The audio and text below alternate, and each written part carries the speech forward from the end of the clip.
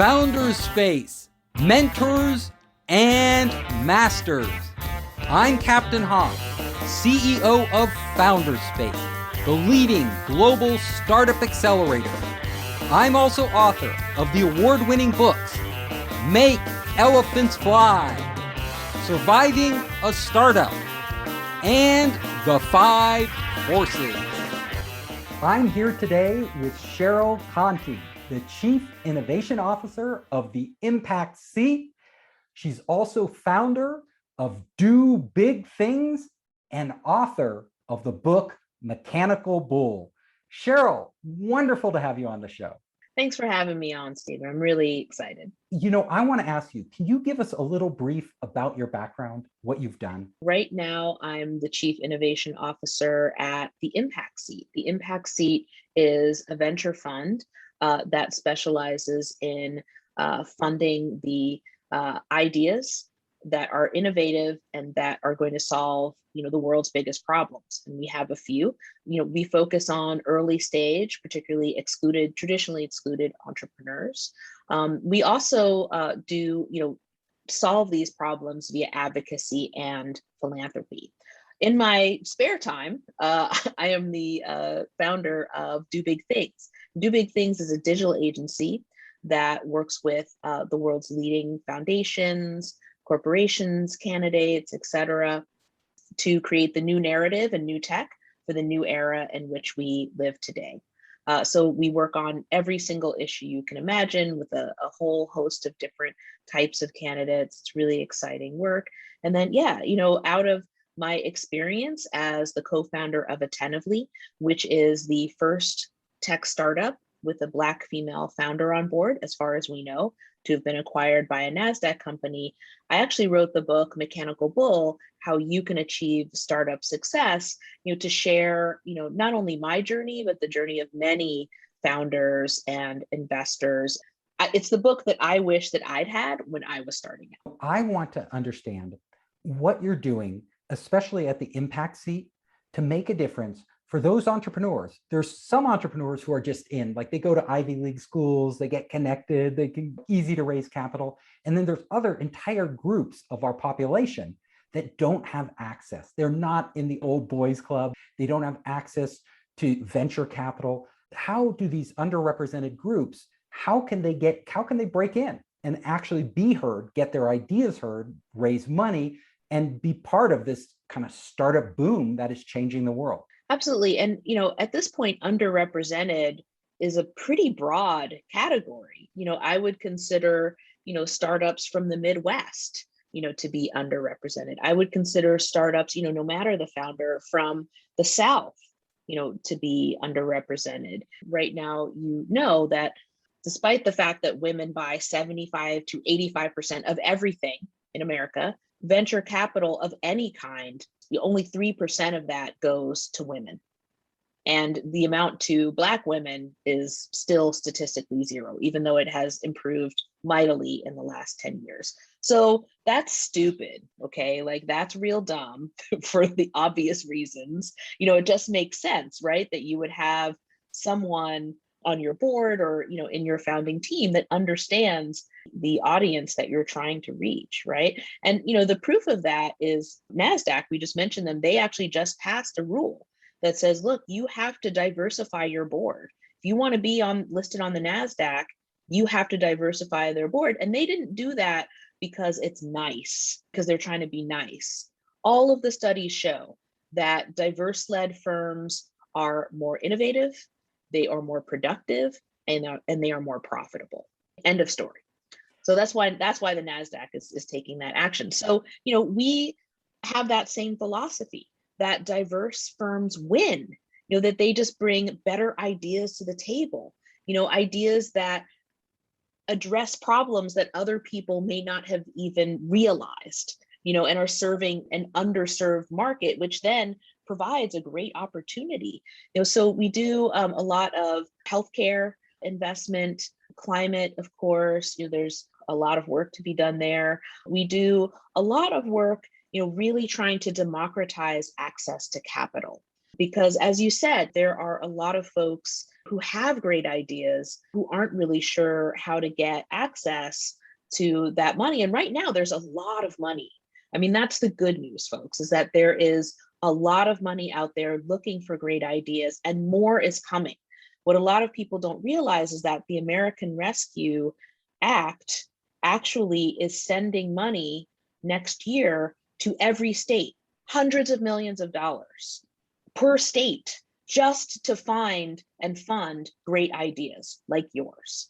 States have to submit plans by the end of December, so it's going to take some time for that money to roll out, but that is going to be really revolutionary if it's handled right. And so I think the good news, even though this is a time where there's a lot of bad news out there, if you watch or listen to the news, but the good news is that there's a lot of money and investors looking for game-changing ideas that solve problems. And there are a lot of good ideas out there. So one place that I suggest to folks is the internet, networking. LinkedIn is so powerful. And if you're not maximizing your LinkedIn experience, that's the thing you should do immediately following this. And how do you do that? Make sure that you have really great keywords all throughout your profile. Make sure that you have it fully filled out, have a professional photo, really describe yourself in a leadership capacity, and address the fact if you're fundraising, if you're creating, you see yourself as the CEO, even though you haven't actually launched it, whatever. But if that's who you are, put that in LinkedIn, right? Because the first thing that an investor is going to do is look at that. I can tell you because I am a venture capitalist now, and that's the first thing that I do. From there, LinkedIn, it's not just an online resume service, it's actually a social network. And so you can use LinkedIn to actually find investors. And especially for those underrepresented founders, it's really great to start in the state where you are. Every state now has a fund. Sometimes it's through the government, sometimes it's just a local, organization that has founded and has gathered members, but just about every state has a fund that is looking for startups and wants to fund startups that are based in that state. That is really good advice. And I want to share something else with our listeners out there. And that is the government is also funding R&D projects through all the different departments of education and defense and energy. They have a lot of money now out there going for people across the US who want to apply for these. And I know a number of people who have applied and won these grants. And they're a great way to get started because you don't have to be in Silicon Valley or New York or one of the tech centers to get this money. You just have to be able to show them that you are capable of delivering something. You have to come up with a plan and do that. Now, you said that women were getting 3% of the capital, and Black women in particular were getting close to 0% of the venture capital out there. That is just not acceptable. Women being over half the population and Black women being a significant portion of women not being able to access the engine that's driving our economy, the future, innovation, entrepreneurship. What can we do? Like, I'm in the industry, you're in the industry. What can we do to change that? Yeah, so just one last thing on the last point, I'm going to get to that. Look at F6S is a great network for founders. You've probably already told people that. AngelList is a great place to be a founder and to meet investors. So, get your profiles running up there. And in every state and many cities, there's what's called an economic development corporation. Look that up. Find those people and talk to them. That is a gold mine of resources to get you funded. But to your point, how can we change this? One of the things I think that you can do, I read a study that white people on average, 75% of white people on average don't actually know personally another person of color, which is crazy. That's crazy. So like, if that's you, no shade, it's all cool, it's a new world, welcome. This is something like, build your network. Just ask your friends. So 1 out of 4 of your friends actually is connected into a network of people of color. You need to find that person and get linked up. And again, this isn't because it's nice, it's because there are amazing ideas out there and entrepreneurs who see something that the people you're talking to don't, right? And they have access to understanding a market that you don't, right? And that market is only getting bigger. Everyone's seen the statistics. By 2040, white people will be in the minority. There's going to be more Black and brown people who have needs that you may or may not totally understand. That's going to be a lot, particularly make a lot of money as that population grows. There is a huge opportunity, and we're not tapping it sufficiently now. We should be. I have advice for entrepreneurs out there. What's really important is who you actually form relationships with, who you're surrounded, who your peers are. Your chance of success goes up dramatically if you surround yourself with the right people. So for anybody out there who's in the Midwest, in the South, in an underrepresented group, if you want to actually increase your chance of success, target people who you want to become in the future and go to them. And even if you have to volunteer, whatever you have to do, find a way where you can give them something so that they bring you into their circle. And then opportunities just start happening, because I've seen it. I've seen really good people who hustle, right? Entrepreneurs out there. And it doesn't have to be at the beginning pushing your own idea, because honestly, it's hard. Like if you've never done it before, you aren't in the right circles, you could just get frustrated really easily. So don't necessarily start by pushing your own idea. Go out there and find other people with ideas who are doing amazing things, who you really respect, who are well connected, and then figure out what you can give them so that they bring you into their circle. And then once you're in their circle, that's when you start to have that chance to do more. So can you talk a little bit more about that? You've done it yourself, right? You have been very successful. I want to hear a little bit about your past and how you broke through. I am definitely the queen of the hustle. And how I started, I had been recruited out here to the San Francisco Bay Area, Silicon Valley, to build out or rebuild the digital practice of a very large PR firm that's global. And, I was busting my ass, working day and night, and I actually created a plan where I said, look, if we hire, X amount of people, give me X amount of resources, I can bring in $1 million of revenue. And they thought that was hilarious. And then my boss left, who had recruited me, my boss's boss left, and I was left with these jackasses who passed me over for a promotion that was in my offer letter. So I quit. I was like, I'm done. If you all can't appreciate me, I'm out. And then the very next day, I sent out a tweet, and this is the proof of the power of a network. I sent out a tweet, I was like, hey, I'm available. Who wants to work with me? And I actually got a lot of incoming. If you build a community, just as you were saying, if you actually start to network, build that community, it's about relationships that can pay off over time. And sincere relationships, don't make your relationships transactional. Be helpful, be a resource, and you will find that coming back to you tenfold. So at any rate, from one of those, a friend said, look, my girlfriend, now wife, she's doing her own indie thing. I kind of feel like you two would be really good partners. So, we started working, we dated, we business dated, we worked on a project together. And the magic happened when literally I was describing an idea, like a concept. And by the time I was done, she had built an Excel spreadsheet that did that. And I was like, you complete me. Like, this is magical. But at the same time, I said, okay, we're gonna start this business. That's cool. But I have $10,000 literally in the bank. And she had about the same. But I was like, if we don't have clients by the end of the month, I have to go get a jobbity job. Okay, like that's it. Like that's all I have. Long story short, by the end of that year, with an awful lot of hustle, we had 10 employees. And we had built that $1 million of revenue, and doing something that was really important to us, working with, these amazing nonprofits and foundations that were working hard, to help everyday people, have better lives. I really like that you're a socialpreneur. Like you are out there, you're trying to make a difference in each of the jobs you do. And I think, like you said, the more you give out, the more you get in return. So really helping people around you, that's how you build real relationships. Now, life isn't always a straight arrow. You probably had some very tough times. I want you to talk about like one of the hardest moments you had and what you learned out of that moment. This was when I was working within, a K Street firm, and I walked past the office of someone who reported to me, and somehow I heard how much they were making a year, and they were making more than me, even though I was their boss. And I'm a woman of color. He was not.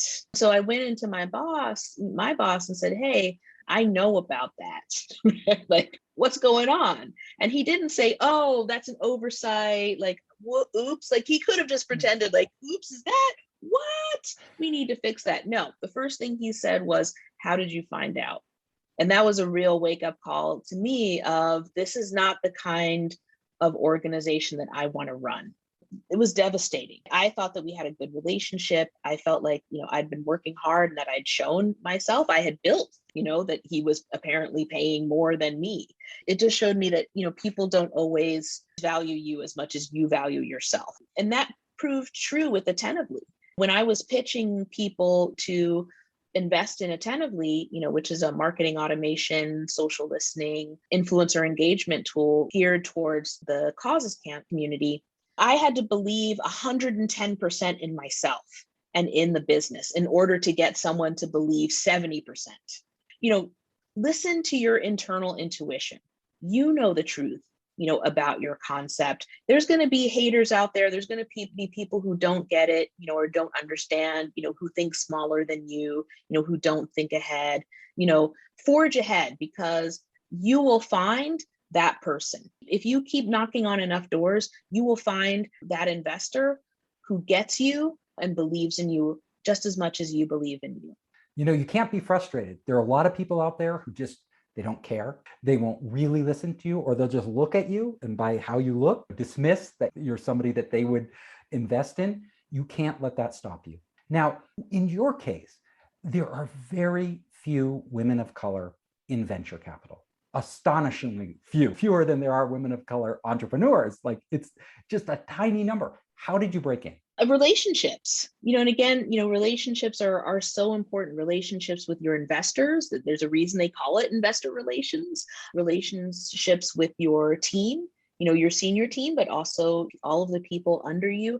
Relationships with your suppliers, with your vendors, and it was through dialogue, having talks like this, that I actually got introduced to my colleague, Terrence Craig, who began working with the founder of the Impact Seat, Barbara Clark. And he said, "Hey, I think you should meet Cheryl. She has a skill set that we don't have. And I think she would bring something new and really exciting and interesting." And a lot of what I do is this, represent our team, represent our concepts, represent our amazing, companies that are, making a huge difference in people's lives, but also mentoring. I'm doing a lot of mentoring. We have 60 different investments directly in companies all over the United States. But we also are lead investors in 15 different funds that themselves invest in dozens of companies.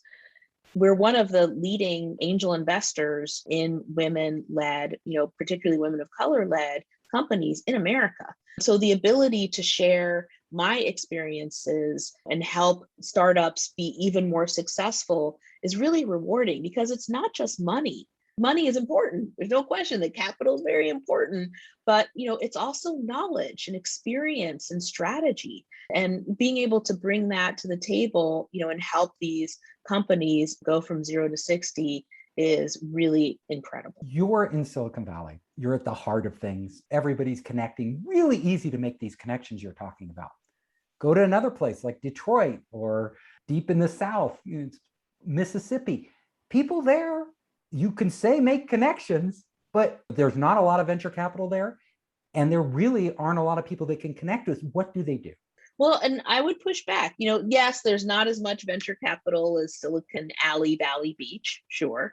But at this point, every state, for example, Georgia, one of a major investor in Attentively became the Atlanta Venture Angels. They called the Atlanta Tech Angels. Every state, has a group. Yes, is it as big as some other areas? No, but those groups are about to get a lot bigger and have a lot more money. Now that we're in the age, the post-pandemic era, look, you can be anywhere. I don't go out and talk to anybody anymore. I mostly am Zooming it, as is everybody else. And so I think that that has actually broken down a lot of barriers for people. Just because you don't live here in Silicon Valley, that's not necessarily discriminatory. And in fact, because again, there's a lot of money looking for great investments in new markets, you might be able to play that to your advantage in those conversations of like, look, are you aware of how many people in Michigan need this service and how much money that I can make? That's called the total addressable market. Sell them, on the size of the market and what they need. That's really important. You said it. So right now we have this opportunity for people. It used to be geography played a huge role because people wanted face-to-face meetings. Like if you're going to meet with a venture capitalist, they're like, come here. If you're in halfway across the country to go there on a small chance of getting funded, like it's really expensive. But now you can just hop on a Zoom call, essentially free, get through to these people. But what you said was really important. You talked about, show them that they can make a lot of money in a market that's been overlooked. And I always tell entrepreneurs, hunt for the untapped demand. There's demand out there, but nobody's addressing it. If you can be the first one to poke it, that's the thing venture capitalists like you want more than anything. We can build a product, but you don't know where that untapped demand is. That's what you're looking for entrepreneurs. Tell some of the other things that you look for when you, let's say, have a Zoom call with an entrepreneur from anywhere in the world. Passion. Like I really want to, see that you have energy, and believe. And did the idea for this come out of some sort of personal experience? That narrative is really important. Human beings are storytellers. That's how we understand the world. So being able to tell that compelling narrative, either of yourself and your relationship to this product or service, or how you came up with the idea, is really powerful, not just because it feels good, also because it is bona fide of your insight into the market. And that's what people are listening for. Like, how well do you really understand the market and the audience to whom you're marketing? I want to know, is this viable? Is this vaporware? Is there some proof of concept, at least at a minimum? Like, is there a prototype?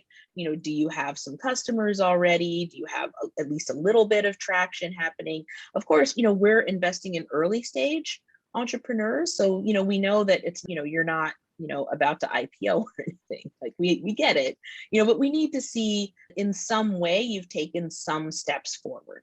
Pre-revenue is hard to get. You can be pre-revenue, but we still need to see that there's some interest. Have you gotten an FDA patent, or are you trying to get one, right? Or FDA approval, or you're trying to get a patent? Like what steps have you taken to lock in that intellectual property is very important, to us. And then, do the numbers make sense? Yes, it's great to have the hockey stick, but does that hockey stick really match up with the audience and the opportunity and the idea, right? Like all of those things need to line up for me, and then finally, team is very important.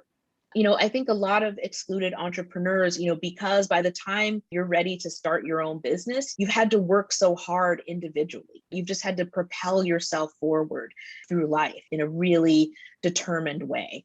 And so you're used to being an army of one, but no investor is going to invest in an army of one. I'll tell you that right now. Like no investor is going to believe that you, no matter how talented you are, can do all of the things. Okay. We tend to look for, do you have a tech lead? Do you have, someone who's an expert on product? Is there a marketing and sales person? If you're making something, if you're building something, do you have, someone who understands manufacturing? Do you have an advisor? Is there somebody with a little gray hair, or at least a little more experience, helping to guide and shape you along the way? Those are some of the things that we tend to look for. Now, Cheryl, what's the best advice that you've ever received from someone else? I'm from Washington, D.C. And, D.C. is actually a very small town in a lot of ways. And it's a one-horse town. No matter what people are doing, really, they're working for the government in some way, shape, or form. They're working on politics. And, so, they're trying to influence what's going to happen in the world in some way, or they're fulfilling a governmental mandate in some way, even if it's a private company. So within that context, a mentor of mine said, look, Cheryl, be kind to everyone, because you don't know who knows whom, and you don't know who can help you in the future. And the corollary to that was the people you see coming up are the people you see going down. And I have had some real setbacks. We stumbled vision strategy. We had this client that our community really objected to, right? They didn't like their politics, the way that they were doing. And we were getting a lot of pushback. And, some of our clients left and we were like, are we going to be able to survive? Like, is this the end? But what happened is people who really knew us and cared about us stepped forward and said, you know what, like, we know that this is not who you are. This was a mistake. I'm going to give you some business. And that's because I had been kind to them. Like, we had a relationship, like I had been there for them. And, I see this sometimes with startups where they're really on a tear and it's hot and they're like, I'm hot stuff. Yo, that's not how this works. Kindness, compassion for other people, we're all in this together. That is so essential to just being a good person, let alone building a good business and having a good life. Cheryl, this has been a wonderful interview. You've given some really great advice. How can people reach out to you? I am easy to find on the internet, maybe too easy. You can find me on LinkedIn, of course, as we mentioned, but also our website at the Impact Seat is impactseat.com. At Do Big Things, we're dobigthings.today. And also you can find my book on Amazon, Mechanical Bull, How You Can Achieve Startup Success. I hope you enjoyed the show. If you liked it, hit the subscribe button and share it with your friends. You can help us create more great content by subscribing and sharing. Also, if you want to access our online startup program, our investor network, and our entrepreneur resources, just come to founderspace.com.